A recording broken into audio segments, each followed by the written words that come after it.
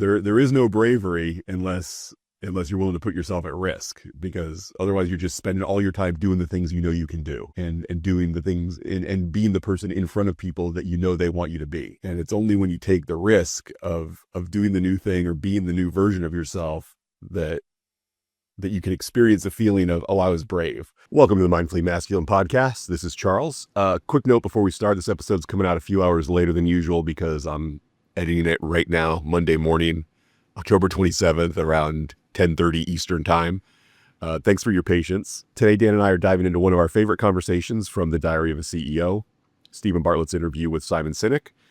We have both respected Simon's work for years, but this talk reminded us why it is not just about leadership or motivation. It's about rediscovering your purpose when success alone stops feeling like enough. We'll unpack what it means to find your why self-awareness beats self-improvement, and how honesty, feedback, and integrity connect to a deeper sense of fulfillment, the kind that actually lasts. You can find all of our audio and video episodes along with anything new we're creating and sharing at mindfullymasculine.com. Thanks and enjoy. Good morning, Charles. Hello, Dan. How are you? I'm doing great. Excellent. I am excited to have this conversation because we did another viewing of an episode of The Diary of a CEO, this one with Simon Sinek, who's one of my favorite people to listen to or read or just watch. He was so good on this interview. He's good in every interview. I mean, the guy is, he said something really interesting at the end of it that I wanted to see if you picked up on. When he's talking about his mission, so what would we even call? I mean, he's certainly an author. He is certainly a speaker, a consultant. What is it that you would say that he does? I don't know how to describe it. Maybe modern day philosopher. Yeah, I think there's some of that. Where it's not just talking. Yeah. Feel, based on what he was saying and the focus of a lot of his content is really driving action. Yeah, I think, he works with organizations, certainly, individuals perhaps, to kind of help them figure out what it is that they want and how to get that. But not just by saying, what do you want? Oh, I want to increase profits. Well, okay, here's how you increase profits. No, it's more like, why do you want to increase it really, he gets to the nitty gritty of what it is that is motivating people. And what was the first book that I read by him? It wasn't Start With Why? It was Start With Why. Okay. Yeah, it was Start With Why. And yeah, the really interesting exercise. But anyway, the thing he said was part of what his mission is to do. He wants to dismantle everything that Jack Welch taught. I heard that too. Yeah. And I wanted to be like, oh my God, I want to get more in depth in terms of the specifics that Jack Welch was, because maybe but I was just like, I know Jack Welch is old school, but I wanted to dig in a little bit and go, okay, what are his core tenets so I can see, and go and look at what the opposite of that would be. Yeah, I worked for him briefly. I was a consultant on a project at GE Capital when Jack Welch was a CEO. Oh, wow. It was a Y2K project. Okay. So this is back in 99. And I was on... Glad it wasn't in 2001. That would have been very inefficient, right? Guys, I think we'll be okay. Yeah, it was in 99. It was right before. And he definitely had a reputation around GE for, being like this bigger than life personality. But yeah, I don't know exactly what it is. I imagine that it was probably something about the way that he got what he needed out of people that Simon Sinek finds unappealing. Yeah.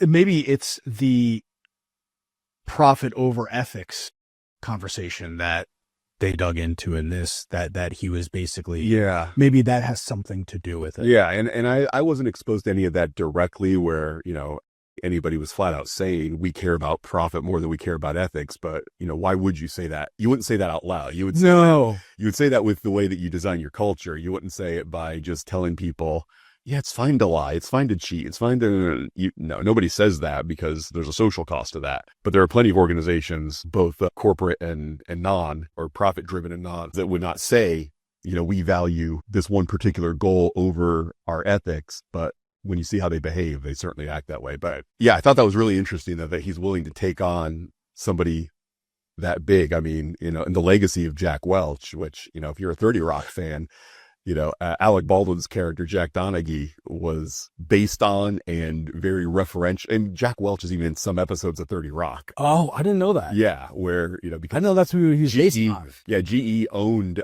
NBC, NBC until it was sold to Comcast. He was seen as somewhat of a guru when it came to business. And it's just great that, Simon Sinek is willing to say, no, everything this guy told you is wrong. And I really respect that level of disagreeableness when somebody's willing to stand out there and say, okay, I'm going to put my professional reputation on the line to say this guy that everybody thinks was right, he was actually wrong. Like that excites me when people are willing to do that. I love that.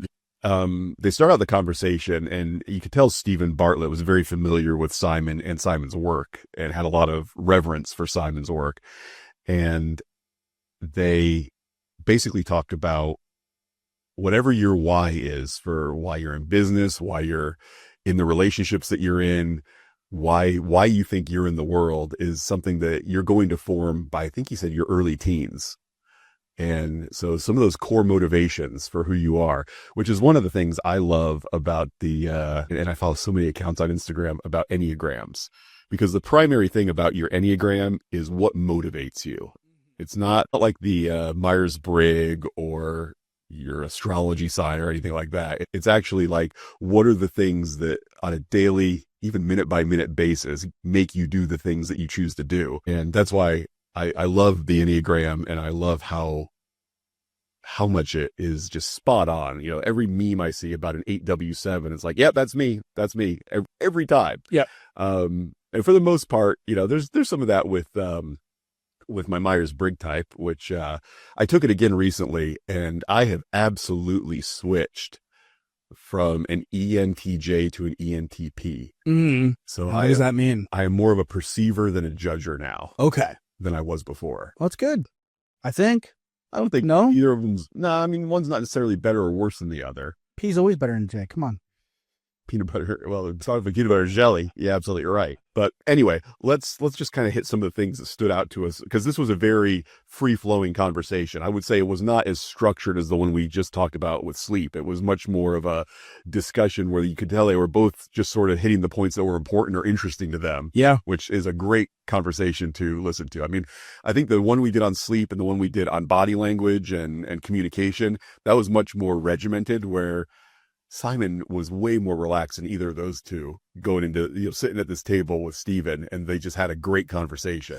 Yeah. I mean, those other ones were full of facts as well. There's like hard data behind those other two. This one, not so much. There's more just kind of perspective and philosophy, I felt, but it was definitely more interesting to me. Yeah. What jumped out at you? What are some of your notes that you had about it? Really, just the way he phrased it was just, I already kind of came to this conclusion that most of us are motivated the most by having external factors, that we're motivated by trying to do something for somebody else. And that's where we get our greatest sense of fulfillment.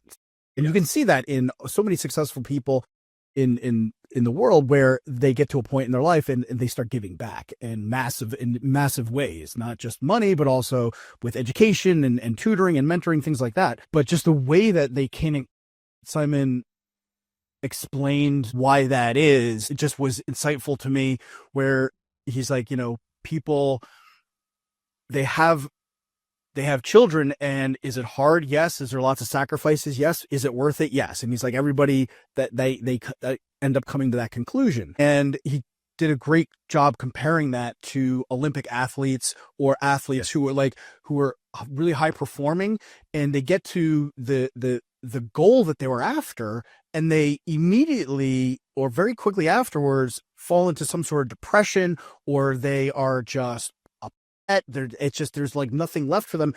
And he pointed out that a lot of times when these athletes are, training their asses off, and they're missing big important events in life, like birthdays and parties and socializing and connecting with the world, that they're very selfish goals, but they're presented as, oh, I want to win the Olympics for America, or I want to, it's the athletes who are really focused on themselves, for winning that goal are the ones who suffer the most, because at the end of that, they've got nothing left. They don't have a big, strong network of friends. It's the relationships they have in their lives are, how are you able to get me to my goal? So if you're a coach, or if you are a friend or a family member, it's, I'm so focused on achieving this big thing.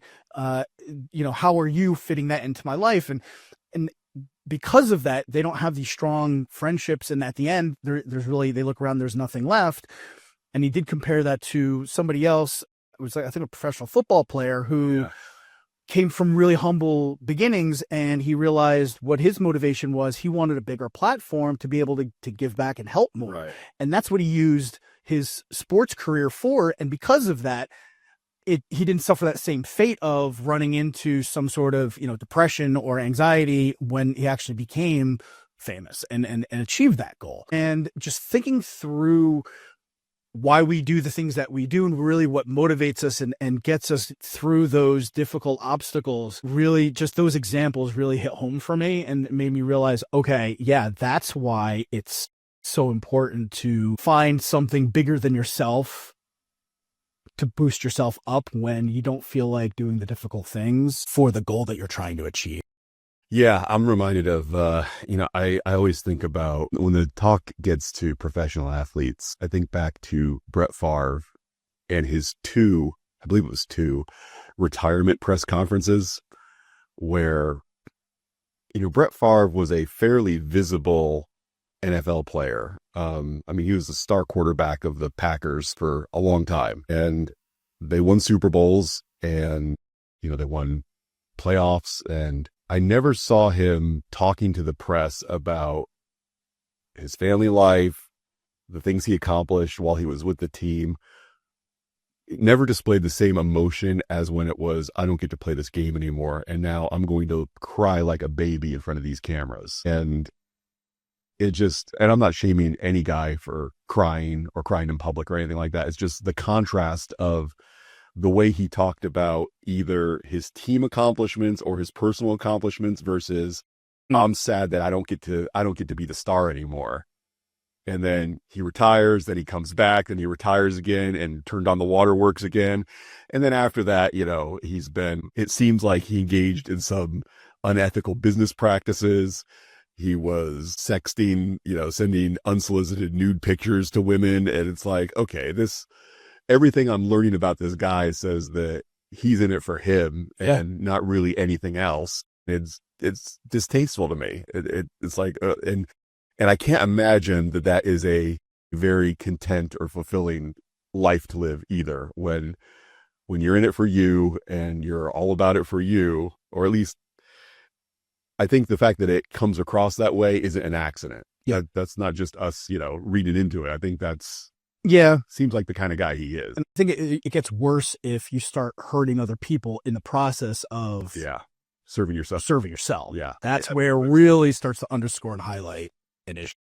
Yeah, there are a couple of different takes that he had on things that in this interview that really resonated with me. One was he doesn't love the idea or the phrase of self-improvement. He's like, focus more on self-awareness. And if you focus on self-awareness, then the deficiencies that you find in yourself, if you care about them and if you are focused on what it is that you want out of life, you will naturally put in the work to solve those deficiencies. But you're not going, if you're only focused on self-improvement and not on self-awareness, you're never going to see those flaws in yourself and put in the time to work on them. What was interesting when he was talking about that was his own example of how he's being a shitty listener. He's an amazing listener to everybody, but then when it came to his family, it's like he was almost a different person. His girlfriend called him out on it. And yeah, said, you're not a good listener. Yeah, and it's, I can see how that easily happens, because if you are told one thing throughout most of your life, then it becomes a blind spot. It's just like, oh yeah, I'm just a good listener, right? And so then I think you spend less time, when I say you, people in general will spend, I'm guilty of this too, less time evaluating yourself in that area because, oh, you're good, you've got that covered. Like that's not an obvious blind spot or something that I need to work on, but it's very contextual. It's very, situational in terms of everything that we do. So yeah, and I same for myself. Absolutely. I feel looking through that lens, the first thing I thought of is when am I a shitty listener? And it's like, oh yeah, probably with family, but sometimes with friends, probably. Yeah. Yeah. But with strangers, and I'm great with that, I think. So, Yeah. I mean, I think of you as a great listener. I've never felt like every time I've been talking to you about, especially about something that I find important, I find you to be extremely engaged. So if anybody disagrees with that, they're lying to you. No, I'm just telling you from my experience, right. But yeah. So I was just like, wow, so that goes back to support the self-awareness, because if you become aware of that, you will most likely want to improve. Yeah, and that's in that area, the very hard thing where it turns to something you might need to change about yourself. This one hit me hard. We grow by inviting feedback, not by reading books. Oh man, I wish it was by reading books, because I love reading books. And I mean, that's something I've learned in my men's group and in some of the information that has come to me through the men's group, either through stuff I've read or conversations I've had. Insight is cheap. It's easy to read a book that tells you what your problem is. What's difficult is to actually do the work to resolve that or modify what it is that's causing you to have that difficulty. But yeah, I can read a book all about me and why people like me struggle with things and what they struggle with, but when it comes to actually changing it, yeah, that's usually not in the pages of a book. If it could be solved by a book, it would have been solved already, right? Yeah. I'm right there with you. What's interesting is this is the second time I've heard the technique that he mentioned for getting that feedback. The first one was from a guy who wrote a book called Embrace the Suck. And I think he was from, I think he was like a high level military. Yeah, that sounds familiar. Yeah. Whatever. So, but basically the feedback was, you ask them what they thought, and you first of all, you have to pick the proper people to give you the feedback, right? But then when they give it to you, the only thing you're allowed to say is thank you. The only and that's it. And you can't. There's no feedback. There's no back and forth that goes. That you're giving the other person that's giving you that feedback. Right. All you get to say is thank you. That's it. Yeah. So yeah, you want to really just encourage people to have those. And it's also very difficult to get people to be completely honest and to give you that brutal feedback that you need. And so it sounded like these were things that he's brought into organizations that he's worked with where they've it's been a little bit formal, because he says sometimes it could be a little difficult when you've got senior managers and the people who report to them, giving them that feedback. It's so I thought that is, that is something really valuable to try to, get a team of people around you, give you that feedback. Yeah. And part of that is, you've got to have the people, you've got to cultivate the relationships with people you can trust to put yourself in that position. And that leads me to the next point I have in my notes, which is vulnerability. And, he mentioned the trend of, I guess there was a TikTok thing going around where you would record yourself talking about your last relationship and how you failed the other person. And then, all these people were sharing it with, the same hashtag, and they're crying and saying, what they did wrong.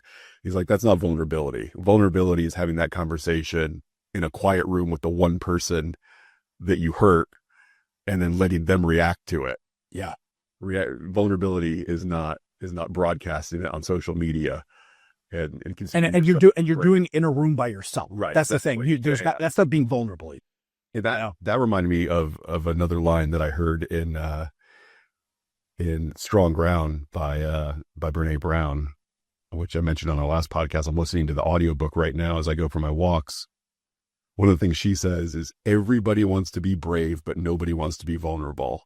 And you can't be brave without vulnerability. And it's like, oof.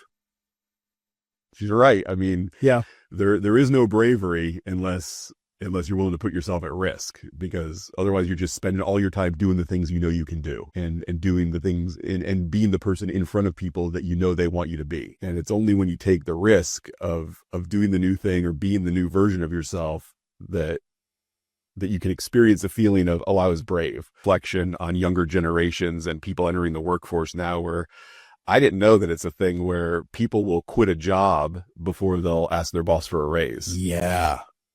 I did not know that either. And I can see that with some of the younger people I know. Like, yeah, that wouldn't surprise me that they would rather just quit the job and take a job somewhere else than, say, hey, I'm working really hard. I think I'm doing well. I'd like a little more money.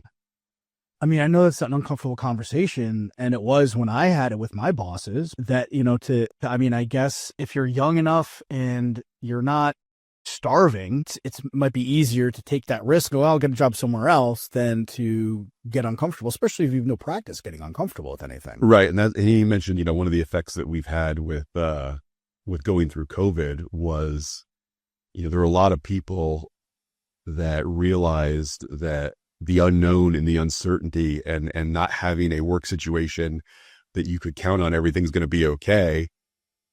He's like, well, most of us made it through and we were okay. And so now it's like a lot of people no longer have the tolerance. Well, I got to stay miserable in this job because, who knows what could happen if I lose my job or I jeopardize my job by, like, no, we all kind of learned, and we might be okay. We might be able to deal with some negative work situations and still keep a roof over our head and food in our belly. So now maybe that job that I thought I had to stay in, even though I was miserable, maybe I don't have to stay in it. Maybe I can quit it and, have a little bit of a gap before I find the next one, and I'll be okay. Yeah. And I think that's good. I think this idea of you have to stay at a job you hate because, oh no, what if? It's like, yeah, you'll survive. Yep. You'll be okay. You'll figure something out. You figured something out last time. You'll figure something out this time as well. But, yeah, it's interesting. One of the things we've talked about as a society in the, when it comes to like the gender wage gap and how women, make X number of cents on the dollar compared to men. And a lot of that has to do with career choice. And it also has to do with temperament when it comes to negotiating and asking for what you deserve at your job. And what have we taught men is okay to say? What have we taught women is okay to say? And yeah, I would say, having those difficult conversations where you're willing to go into a boss's office and say, hey, I think I deserve to make some more money. I don't really feel a lot of anxiety about that. In my case, I haven't had that kind of a job in a long time. So basically I just tell my clients, hey, I'm raising my rates. Here's what the new rates are. And I've not lost a single client over that. And I feel okay doing that because it doesn't feel risky to me. Where I don't know if I was a young man in my 20s or a young woman in my 20s, 30s, or 40s, and I've been kind of conditioned like, oh no, when you ask for what you need, the answer you get is no. You get a door slammed in your face. Then I would probably feel a lot different about initiating those conversations than I do. Yeah. But as a combination of some of the experiences I had as a child and as a younger professional, I don't feel that lack of, I have that message. That message has been reinforced for me. Like, ask for what you want and you'll get a yes, you'll get a no, but either way, you'll be okay. And so I'm okay doing that.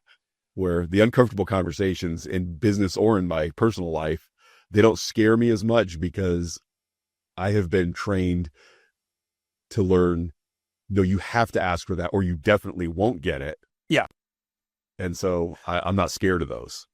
That's, what's really interesting? I just had a similar conversation with the woman who cuts my hair yesterday. Yeah. Where she was saying, so she's a manager and she goes to these conferences where there's a whole bunch of other managers that work for a haircutting franchise. And there's one owner that owns most of these franchise locations in Florida. Mm-hmm.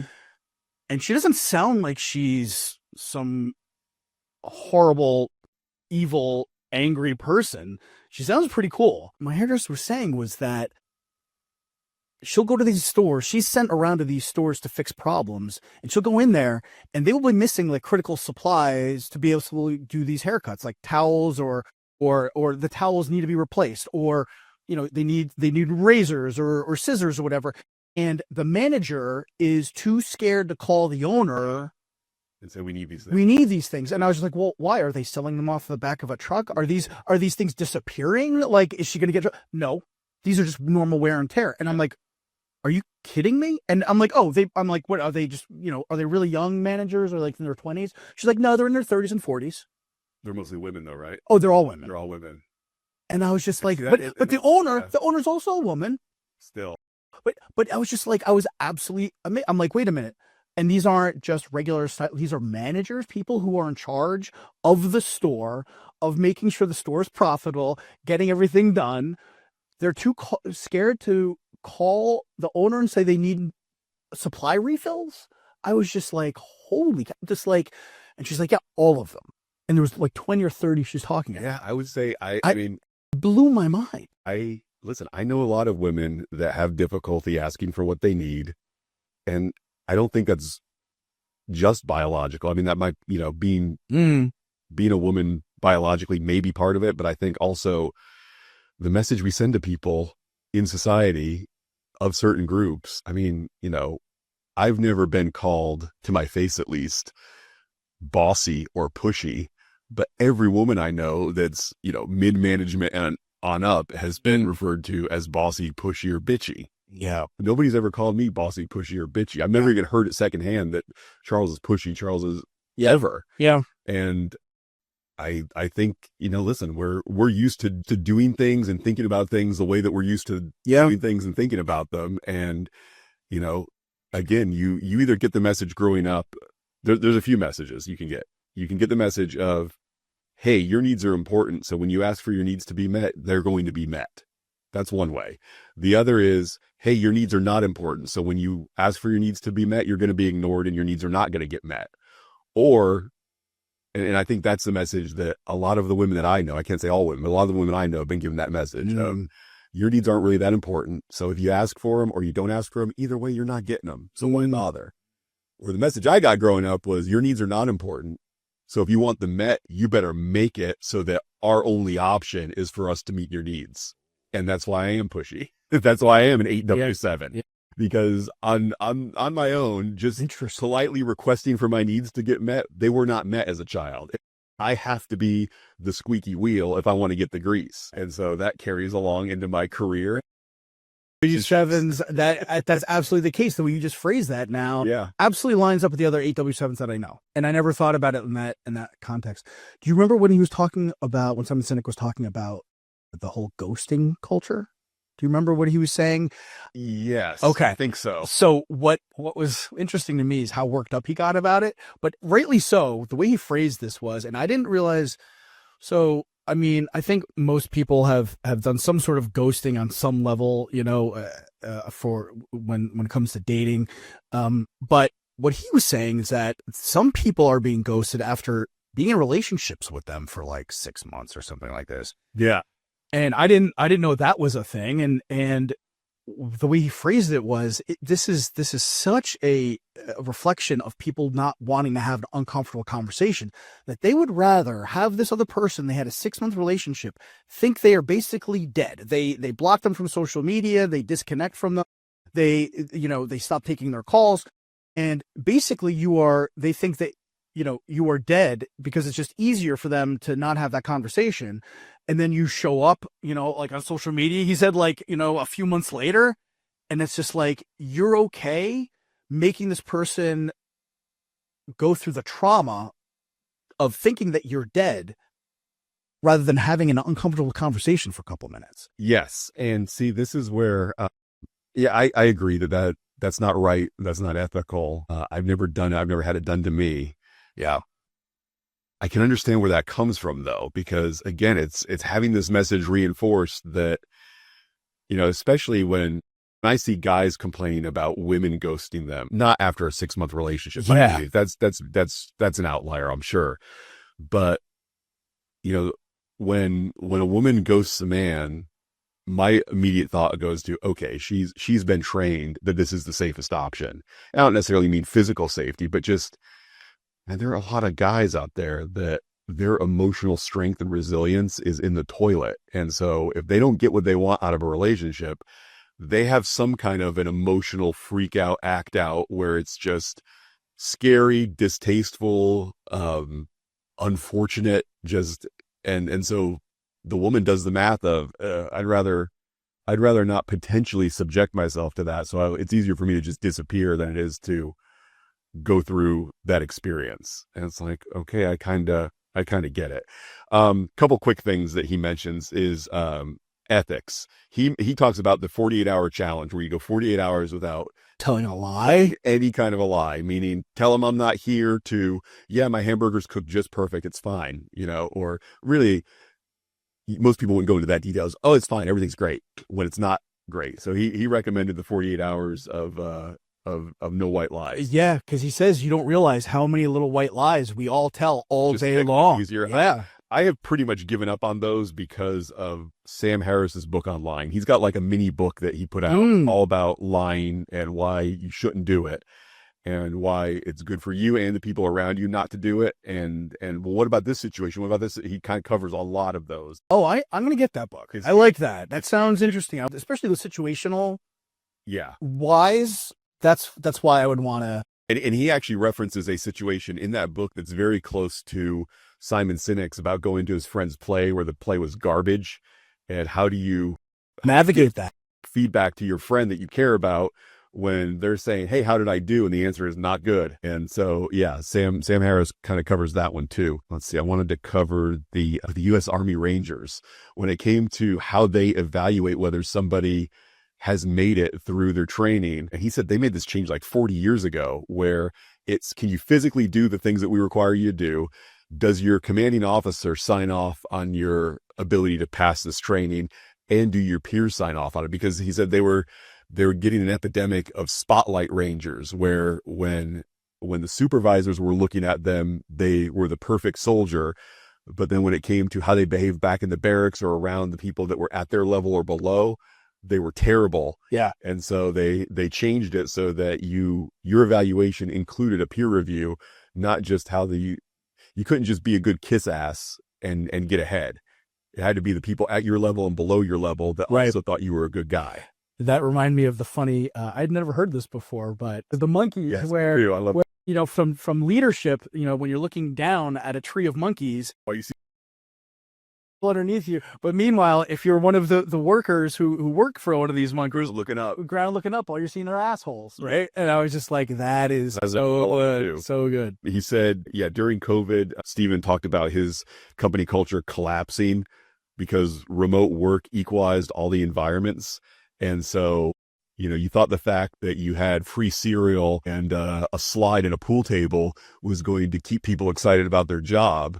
It's like, no, you need to, he mentioned basically it's the little trappings that kind of appeal to us as kids. And then above that is the money and above that is the purpose. Yes. So people will leave a high paying job for a job that pays less if they feel like it aligns with their purpose. But yeah, I had friends years ago that worked for tech companies in the Orlando area where it's like, yeah, we have a ball pit. We have free cereal. It's like, have you heard of the concept of money?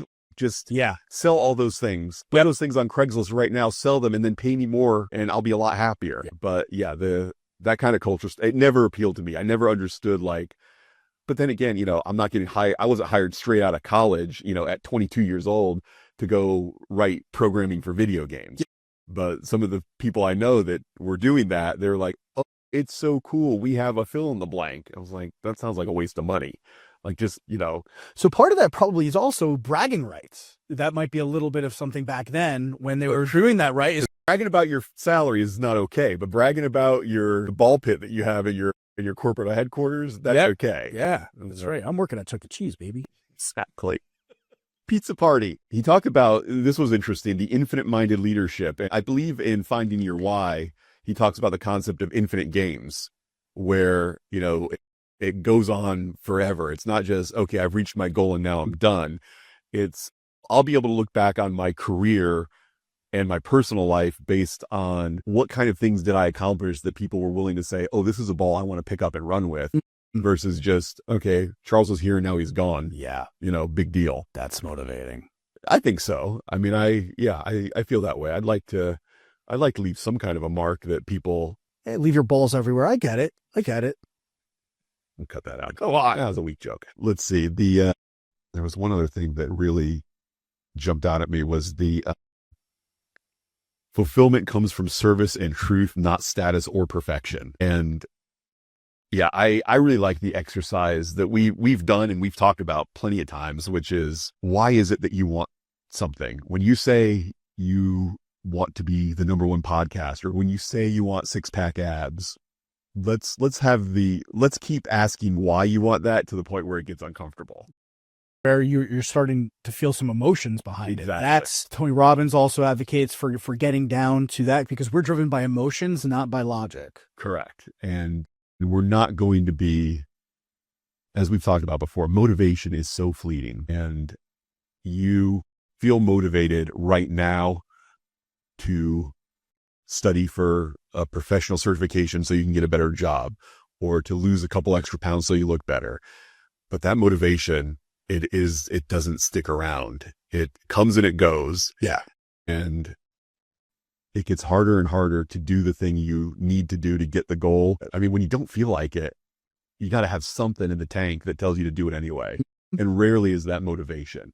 It's got to be discipline. It's got to be systems. It's got to be meaning. It's got to be something bigger than motivation. Otherwise, you're not going to stick with it. And the only way that you can really uncover those tools is to ask yourself uncomfortable questions, or to have a friend ask you, like, hey, listen, I want to do this. So let's really drill down and keep pressing me to give you, get it to the point where I'm giving you an explanation that you believe is true, and that there's nothing else underneath it. And then maybe we can come up with a plan to make it happen. Yeah. But I mean, 75 hard. It's like, why do you want to do 75 hard? Well, I want to look better. Okay. You want to look better. Good luck. See how I want to look better on day 0 translates to being out in the rain on day 37. Right. You know? Yeah. You perpetually, every day you wake up, you want to look better. That's got nothing to do with anything else that you're doing. Yeah, it feels good to look better. We gotta look a little bit better, right? But what are you going to be willing to give up on day 51 to look better?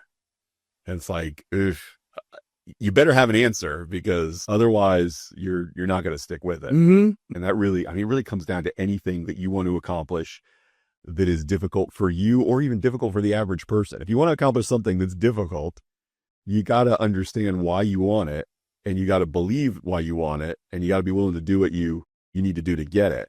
And I think most of us don't do that level of analysis beforehand. No, because it's uncomfortable, and we're not sure if we're doing it right, and it feels weird.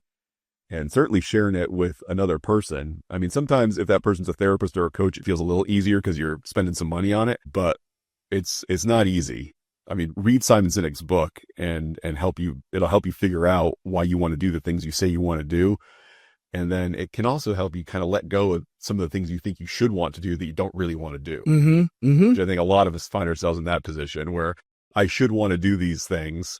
I should want to keep my house clean. I should want to eat better. I should want to dress, a little bit more to get put together, but I'm not really willing to do it on a daily basis. So anyway, I like this conversation. As in the other ones, I will share a link so you can watch the original conversation and get your own feedback out of it and your own little nuggets of truth. But Simon Sinek's great. Find whatever you can see. He's been a guest on a podcast or he's put out a book. Absolutely consume it and you'll be better off. Yeah, for sure. He will absolutely give you the same information you may have heard before, but in a way that you've most likely never heard it before, and he does it in a way where it really registers for you. Yeah, it's happened multiple times. Yeah, I want to respond to the things he says. Yes. Not just think about it. I want to do something. And he's great at that. So another one is Adam Grant. We'll have to see if he did an episode of Diary of a CEO. I'm a big Adam Grant fan, so we need to see if he's done one of these, and maybe we'll cover him next. Sounds good. All right, thanks, Dan. We'll talk to you later. Okay, that wraps up this episode of the Mindfully Masculine podcast. We hope this conversation gave you some new insight into what it really means to find your why, practice honest self-awareness, and build a life rooted in purpose instead of performance. If you know someone who might connect with or benefit from this episode, please share it with them. It's one of the best ways to support the show and keep these conversations growing.